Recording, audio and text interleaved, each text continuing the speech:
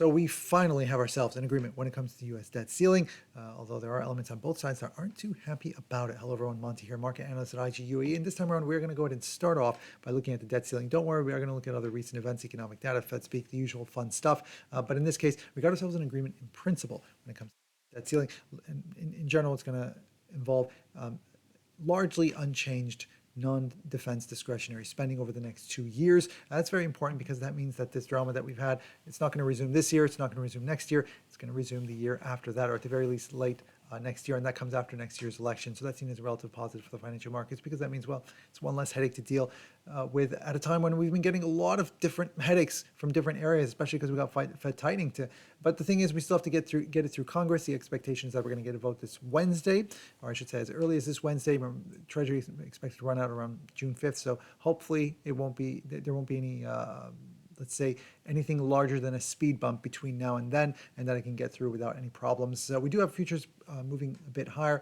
As of publishing this video, I'm going to go ahead and switch over to IG's trading platform, take a look at US Tech 100 or NASDAQ 100. Whew, it's been on an amazing move. It's not because of what we've seen in terms of the debt ceiling, that gap higher, yeah, but otherwise the move that we saw so far, that has a lot to do with AI. We're going to need another video for that. That's a daily time frame, by the way, so every candle represents where prices have moved over the course of a day, and you can see Thursday and Friday, amazing. It's been great, especially for its technical overview, because it's been between bull average and bull trend depending on which time frame you're looking at. So it was a great time for conformance buy breakout strategies there. But let's go ahead and switch back to taking a look at some of the economic data that we had late last week. And this is the part where I want to say it hasn't been positive. We had a PCE, or personal consumption expenditures price index, month-on-month headline was 0.4%, so annualized that comes out to around 5%. Core was higher than anticipated, 0.4% and higher than previous as well. Year-on-year headline, we know that on this disinflationary path, as Fed Chairman Powell pointed out, there are going to be some speed bumps, but what we had was, instead of it dropping from 4.2 to 3.9, it actually rose to 4.4%. When you look at the stickier core, it rose from 4.6 to 4.7%. Not the narrative you want when it comes to pricing, and no doubt something that's gonna keep it tricky for markets to try and even price a lack of a rate hike out of the U.S. Federal Reserve, whether in the upcoming meeting or even the one after that. And of course, it's going to make it more difficult thereafter for rate cuts to occur this year. We'll get to that though a little bit later. UFM sentiment reading though, we had the revised figures. Let's just say it was better in the sense that the sentiment reading rose 50, instead of 57.7, we're at 59.2, and the 12-month inflation from consumer inflation expectations, it was a very worrying 4.5% in the preliminary figure, down to 4.2%. A lot better, I would say, in the 5-year dropping from 3.2 to 3.1%. So a bit lighter on that front. That's seen as a relative positive, not so much when it comes to PCE.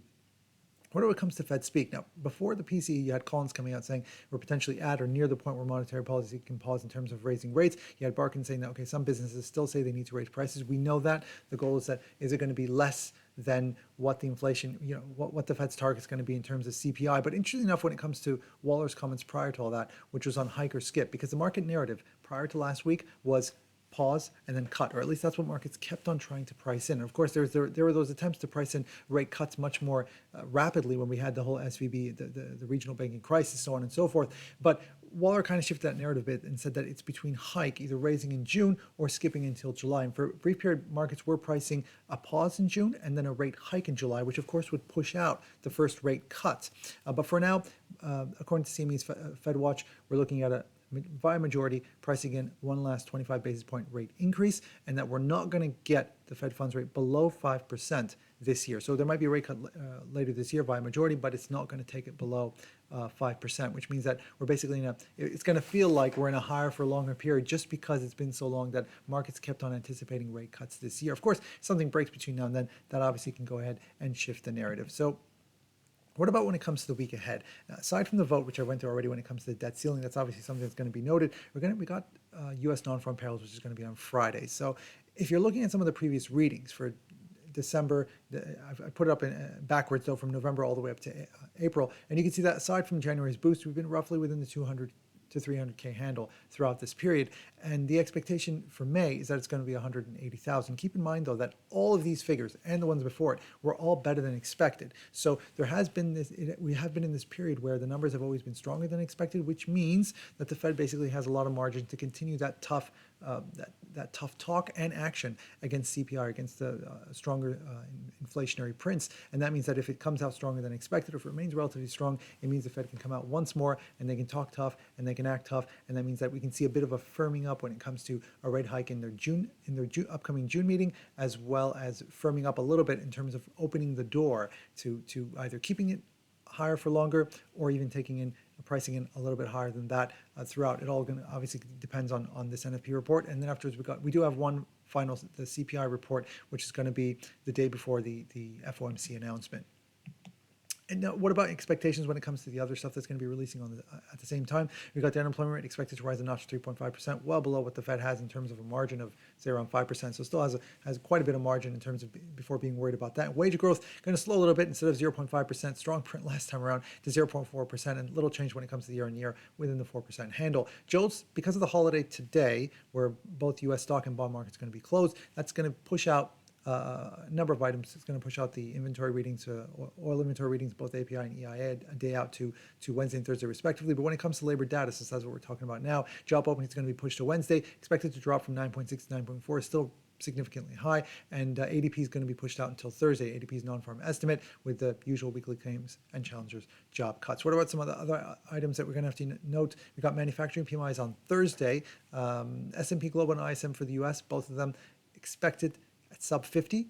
And when it comes to China, we're going to have Caixin and CFLP's estimate. Caixin is going to be only for manufacturing, CFLP for both manufacturing and non-manufacturing, where manufacturing, as has been the case in the US, in Europe, in China, sub 50 manufacturing readings, generally speaking, contracting readings, whereas when it comes to non-manufacturing for CFLP, it's going to be a weakened figure, still expected to be above 50, but it's going to be within the 50 handle, and let's just say much, much weaker than what we saw before. So the whole growth story, the reopening theme in China, not as strong as anticipated, and of course that's been a drag on some of those key commodities. We're also going to get some pricing data out of the Eurozone. Now this is very important, because, especially for those of you trading the euro, because the thing is, we've been in this period where the markets have sort of been pressuring, sort of saying, oh, central banks aren't going to be as tough, and then we've seen the central bank come out trying to definitely talking tough and trying to act tough to try and push back against market pricing. But here's the thing, both of them are looking at the end of the day, it's going to be down to the data, because we are in a period where, a data-dependent period when it comes to central banks. So,